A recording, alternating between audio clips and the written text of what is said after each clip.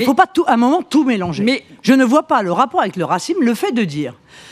je considère qu'en France, les Français, c'est-à-dire ceux qui ont la nationalité française, doivent avoir des avantages par rapport à ceux qui n'ont pas la nationalité française. Je ne vois pas en quoi c'est raciste. Même si ces gens-là ont cotisé. Non, madame, on peut être pour, on peut être contre. Non. Même si ces gens-là ont travaillé et cotisé. Eh bien, justement, c'est là où vous vous trompez. C'est que la réalité, qu'est-ce que nous avons dit ? Nous avons dit que pour les aides non contributives, c'est-à-dire celles pour lesquelles vous ne cotisez pas, pour les aides non contributives, RSA, nous considérons que les étrangers doivent pouvoir, dans un certain nombre de cas, ne peuvent pas y avoir accès, dans un autre nombre de cas, peuvent y avoir accès s'ils ont 5 ans d'équivalent temps plein en France. C'est-à-dire s'ils ont assez cotisé pour pouvoir entrer dans ce système de protection sociale sans peser de manière anormale sur ce système de protection sociale. Je trouve que c'est raisonnable. Donc ça ne concernera pas les gens qui ont des titres de séjour depuis 40 ou 30 Mais évidemment que non. Mais, donc, je vais aller plus loin dans ce que veut dire Zora, parce qu'à travers toutes les balades qu'on a fait dans le pays, on a rencontré vraiment des gens de toutes les confessions.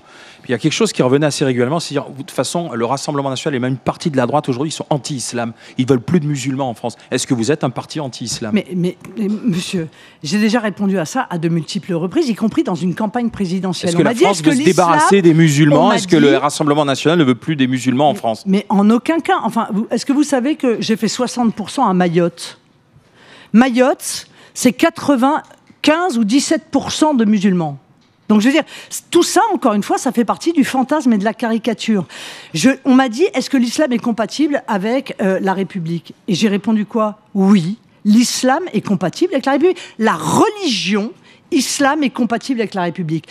L'idéologie totalitaire islamiste, évidemment, ne l'est pas, puisque c'est une idéologie... Comme n'importe quelle secte. C'est une idéologie totalitaire, donc par définition, elle va à l'encontre des règles qui sont celles de la Constitution française, de la liberté de choisir sa religion, de la liberté de se marier, de l'égalité entre les hommes et les femmes, etc., etc., etc. Mais je ne confonds pas la religion et l'idéologie totalitaire que représente l'islamisme. Et je vais vous dire, même, je vais aller plus loin. Mais si vous arrivez au pouvoir, comment vous le combattez, ça ? Je trouve que ceux qui le font, je vais vous répondre, je trouve que ceux qui le font, et notamment la gauche, en réalité, ce sont eux qui font du mal aux musulmans. Parce que eux, en permanence, eh bien, ils confondent le combat contre l'islamisme et en disant que c'est un combat contre l'islam. Et de fait, si vous voulez, ils amalgament les musulmans avec les islamistes. Eh bien ça, moi, je ne le fais pas, je ne le ferai jamais, et je considère que c'est une très mauvaise manière qui est faite à ceux qui croient en cette religion. Justement, Zora évoque sa famille et une immigration notamment d'origine maghrébine qui est arrivée dans les années 60. Ce n'est pas exactement la même que celle qu'on voit aujourd'hui, et notamment à travers un des drapeaux de l'islam politique dont vous parlez, qui est le voilement des femmes. Les dernières enquêtes qui ont été menées, que ce soit par le CSA, par l'Institut de sondage CSA ou l'IFOP, montrent qu'une majorité de Français, on est à chaque fois au-dessus de 60%, souhaitent l'interdiction du voilement des femmes, qui est un signe du patriarcat islamique, aussi bien dans l'espace public, dans le sport et évidemment pour les mineurs de moins de 15 ans. Je pense, à titre personnel, que le seul moyen d'arriver à cette interdiction du patriarcat islamique et du voilement des femmes, c'est le référendum. Comment pensez-vous possible de réaliser un référendum, si vous arriviez au pouvoir, pour aller au bout notamment de l'éradication de ce drapeau de l'islam politique qu'est le voilement des femmes ? Alors, moi, je pense, et je pense tellement d'ailleurs que nous l'avons rédigé, qu'en réalité, il faut une loi de lutte contre les idéologies totalitaires islamistes. C'est-à-dire qu'il faut s'attaquer en réalité à l'ensemble de cet écosystème dont on voit bien, parce que on fait mine de découvrir aujourd'hui que dans un rapport, oh là là, mon Dieu, c'est horrible, les frères musulmans, ils sont partout, dans les associations sportives, non mais tout ça, on le sait, enfin je veux dire, on n'a rien appris dans ce rapport. Mais à un moment donné, c'est bien de faire des rapports, mais quand on fait de la politique, il faut agir.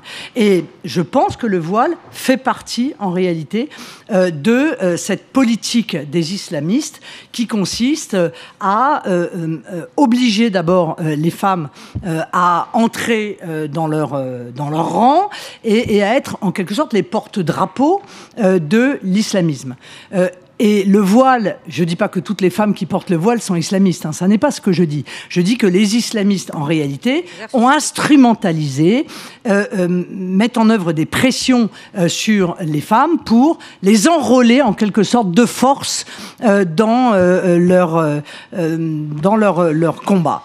Et ça, il faut en tenir compte. Et dans le cadre de cette loi de lutte contre les idéologies totalitaires islamistes, ben on va aller chercher partout où justement cette idéologie se développe, dans les associations, dans les textes, dans les moyens de diffusion, sur les réseaux sociaux. Voilà, il faut une loi globale. Mais encore faut-il qu'on soit tous d'accord sur l'islamisme est-il une idéologie totalitaire. Je suis même pas sûr que dans la classe politique tout le monde soit d'accord. Par voie référendaire, non, mais pas.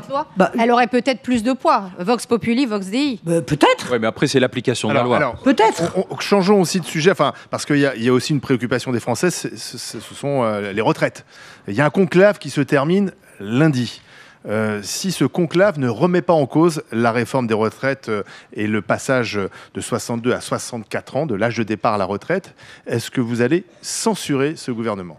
Pour avoir donc un autre Premier ministre choisi par Emmanuel Macron qui ne mettra pas plus la loi des retraites à l'ordre du jour de l'Assemblée nationale. Non mais ça tombe comme un cheveu sur la soupe. On a l'impression que le PS veut absolument prouver qu'il est encore de gauche. Je ne sais pas à qui veut le prouver, hein, mais et donc ça sort de nulle part et ils disent bon, il n'y a pas de loi, il n'y a pas de vote, mais on va dire que si jamais le Premier ministre ne met pas la réforme des retraites devant l'Assemblée nationale, on va censurer. Donc vous participerez non, mais pas je à veux cette dire, censure. non mais c'est pas ça, c'est que je pense que ce sujet est un sujet fondamental. Vous savez que j'étais très opposé à la réforme des retraites, que j'ai d'ailleurs voté la censure. Hein. Nous avons voté la censure lorsque le texte a été déposé. Mais en réalité, je pense que le système des retraites peut être modifié selon la réforme que nous avons portée dans le cadre d'un principe plus général économique. Vous voyez, c'est toute l'économie qui en réalité est à revoir.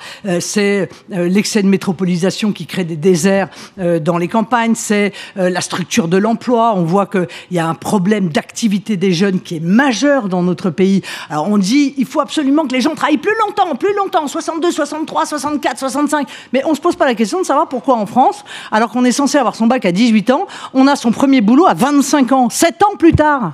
Parce qu'on fait des études. Non, pas tous, non. D'abord, tout le monde ne fait pas d'études. 2, il y a des tas de gens qui font des études, c'est génial, on est dans un pays merveilleux, nous disent les Américains, vous allez au McDo, vous avez un bac plus 5 qui vous sert, dis donc, c'est pas génial ça, hein? Franchement. C'est des jobs étudiants. Ah ouais, ça fait, non, c'est pas des jobs étudiants. Il y a 60% des étudiants qui sont, je crois, dans la filière sciences humaines, sociaux.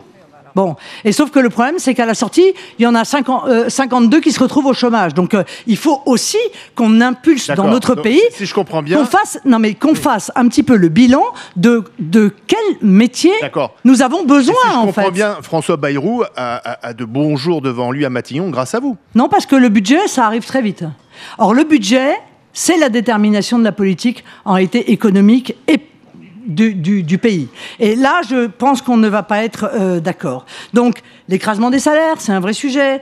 Le niveau d'activité, c'est un vrai sujet. Le coût des normes sur les entreprises, c'est un vrai sujet. Donc, vous voyez, on ne peut plus prendre maintenant la situation économique, elle est trop grave, en disant « Oh là, on va changer, on va mettre 0,1% au lieu de 0,2%, et puis là, la TVA, on va l'augmenter de 0,3 points. » On n'en est plus là. On est vraiment face à un mur de la dette que François Bayrou poussivement, certes, mais essaye de pousser au maximum. Mais à un moment, la facture va arriver. Et donc, il faut à tout prix prendre des décisions qui sont des décisions qui vont aller à l'encontre de ce qui a été décidé depuis 30 ans, parce que ce qui a été décidé depuis 30 ans nous a mis dans la situation dans laquelle nous sommes aujourd'hui. Marine Le Pen, on va terminer avec le trombinoscope. 3 noms de personnalités du moment. On va voir votre réaction. Ensuite, la question de Jean-Luc Mélenchon.